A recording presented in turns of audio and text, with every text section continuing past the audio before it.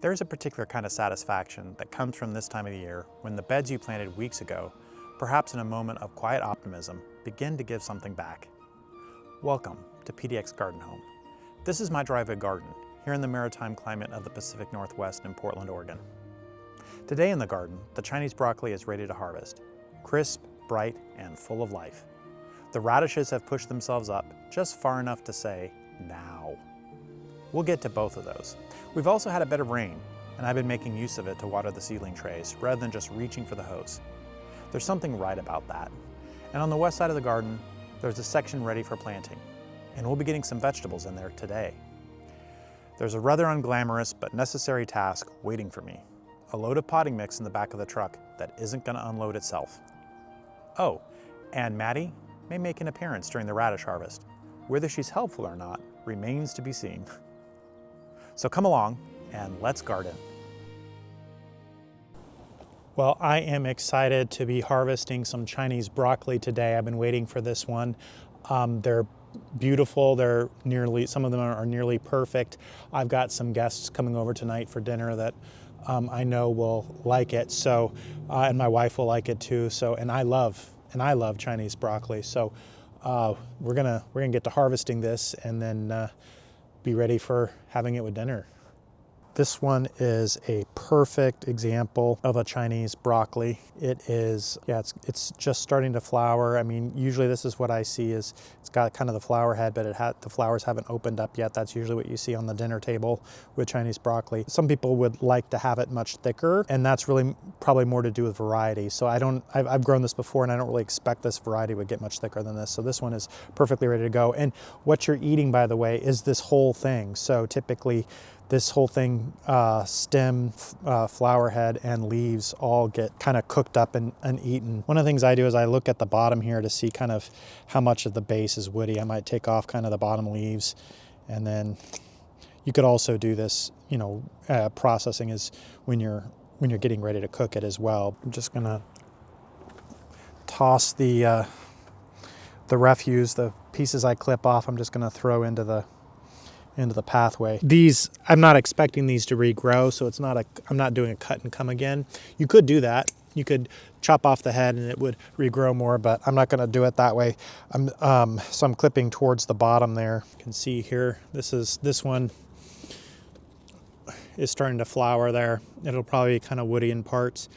It never grew very thick, so I'll harvest it or see kind of what I might salvage from it today. I'm taking the ones that I know are absolutely ready first to see what I have, and then I might take some of the younger ones just to make sure we can fill out the plate. These are all the same age, so younger ones, I mean just the ones that for whatever reason just matured less. It's funny, plants like that can be like people, can be born in the same year, and some people just look older and some people just look younger, and these all even presumably have similar genetics, the same genetics. So it's interesting, the things that happen that cause that kind of variation even in plants. Yeah, it might be the difference in growths on some of these that are exactly the same age could be sun exposure. Maybe one is being shaded out by another kind of thing. You know what? I think I'm gonna wait on some of these until they mature to give me a flower. This one's almost full. If I leave the rest of these, they'll give me a good dinner later. So I think I'll do that. I'll leave the rest of those. Oh my gosh, look at this. Yeah, that's funny. I thought maybe that was a cabbage or something bolting, but no, that's my Chinese broccoli there. That's all I'm gonna do on that for now.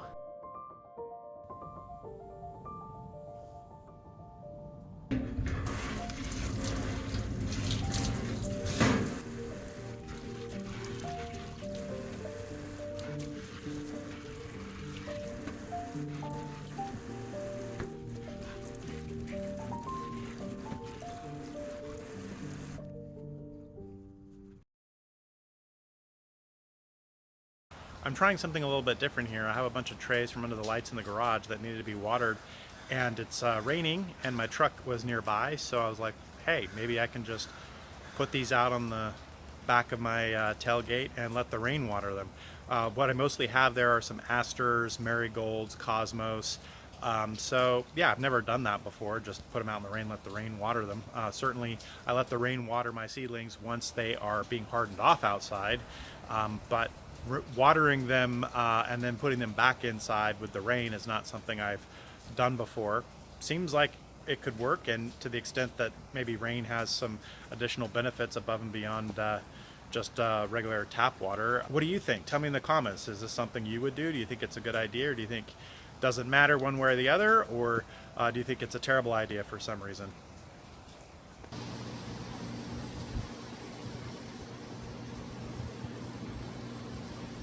All right, well, I am back over here to this section of the west side garden, the west side beds, and this was the section that I had cleared out from the Spanish bluebells in a previous video. You can check that out if you want to see that little adventure.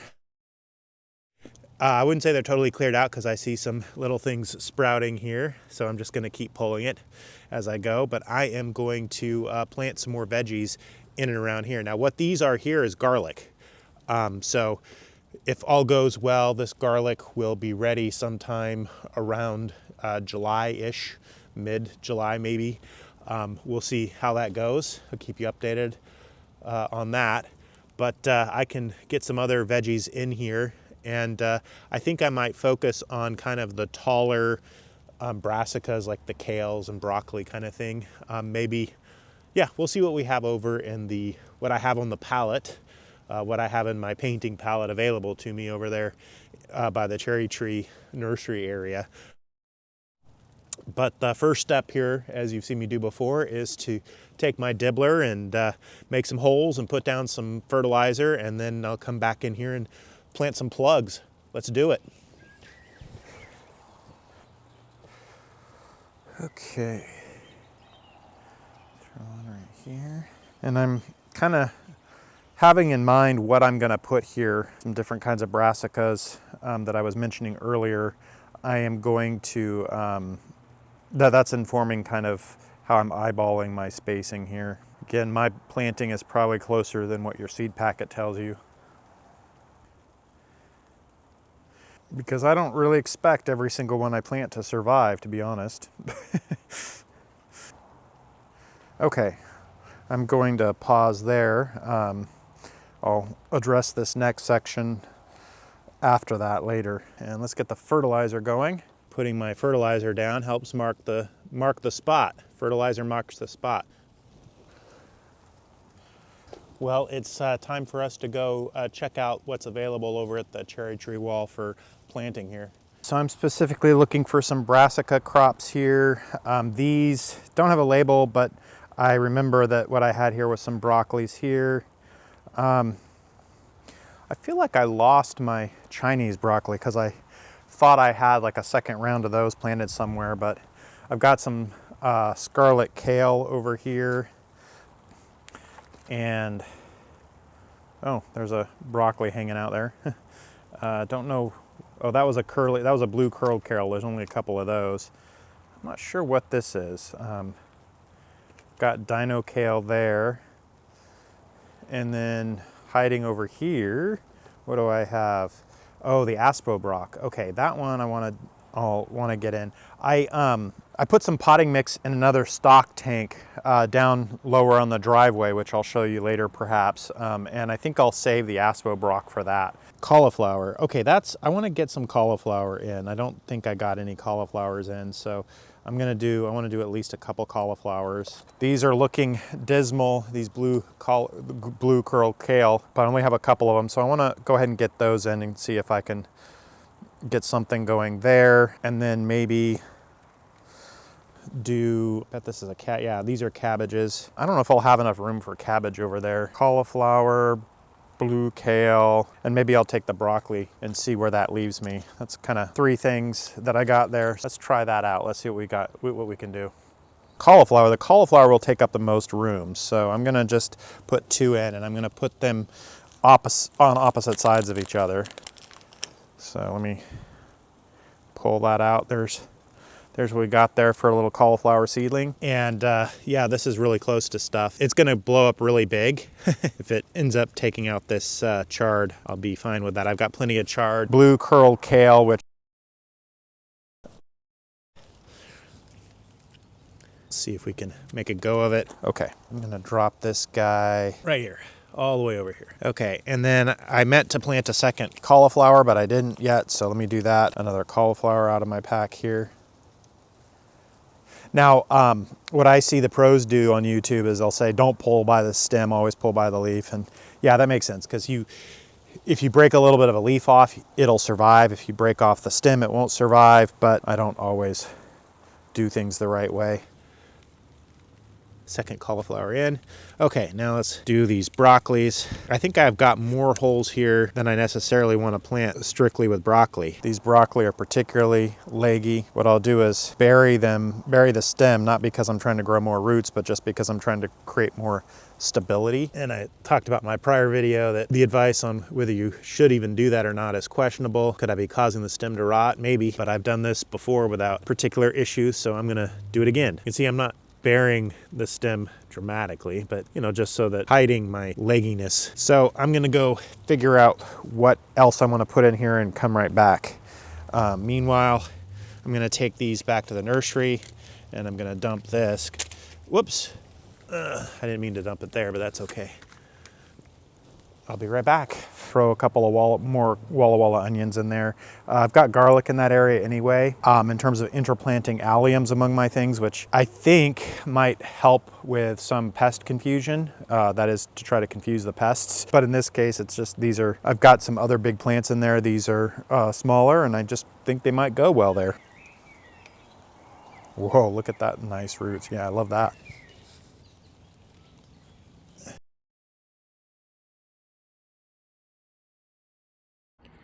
Well, I've got a careful dance going on. You can see my wall project going on over here.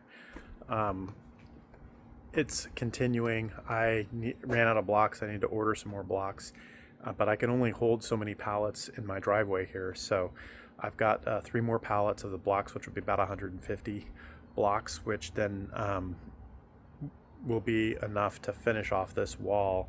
I'm trying to make it so that it runs level all the way to down there, so you can see the gap here that I need to fill in here with the wall there.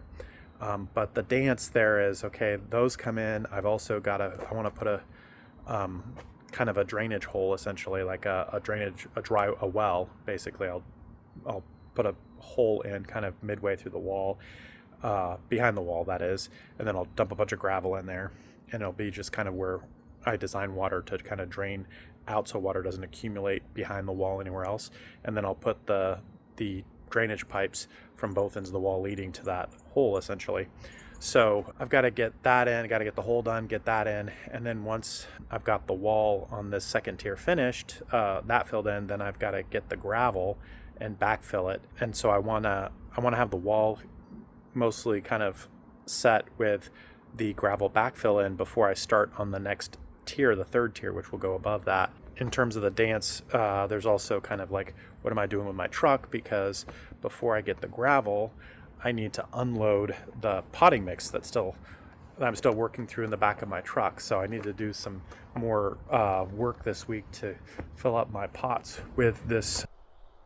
Well, because of my retaining wall project, I probably won't have use of this area as quickly as I want. Well, for sure I won't have it as quickly as I want. I'm still hopeful that maybe I'll get far enough through that I might put these beds into service this year, but I'm not gonna count on it. So what I'm doing here is I have this stock tank, which I've now put some potting mix in, and then I've got these wine barrels, and I'm gonna just keep lining up large pots along this way so that I essentially have the equivalent of a bed along the driveway here that I can plant more stuff in. Because when the retaining wall project is finished, the idea is that there will be a long bed that starts here and goes between these two tiered walls, goes all the way up there, and that's a good 30 feet, 30 by 2.5 feet or so of growing space. So that's a pretty good chunk of growing space that I'll have eventually when this project is done. And then there'll be more growing space behind that. So I'm excited about what this project will open up in terms of possibilities. I'm just not sure that it'll be ready this year. So we'll see as we go. So that's what I'm doing here. I'm just unloading the potting mix into these containers, into these wine barrels, and then other large pots. so that I have some additional growing space for some of those summer crops. You've seen me loading up the garden with kind of the cool weather crops, and at some point I'm gonna be coming out here with planting the peppers and the eggplants and the tomatoes and all that, and I'm gonna need space for all that. So here we go.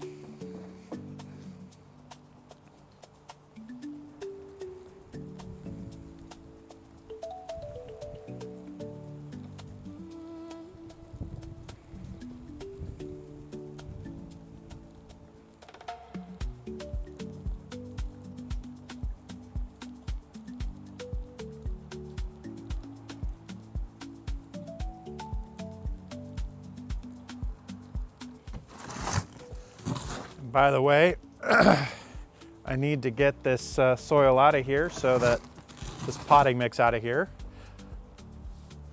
so that I can get a load of gravel to backfill my retaining walls. Okay, that'll settle in and I'll probably have to put more in later, but I'll leave that as is for now. Okay, well, there are a bunch of radishes in here and I just got to go get them. They're jumping out at me, so let's do it. Look at these here.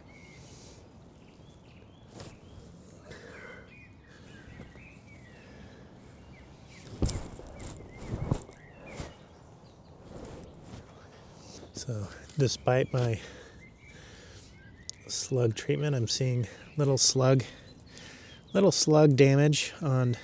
Been raining a lot, so I'll probably come back out and do another round of sluggo. This is gonna give me room to come back and plant some more stuff.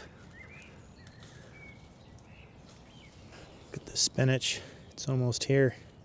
I mean, it is arguably there, but I don't have enough of it to make anything out of it, so I'm gonna leave it as is. It started. You see this one right here? You can pull that out. Whoa, Maddie's first harvest. Okay, try this one right here. Whoa, whoa, you got two. Dad, you're not using gloves today. Yeah, no, not for this. There you go. Thank you. Okay.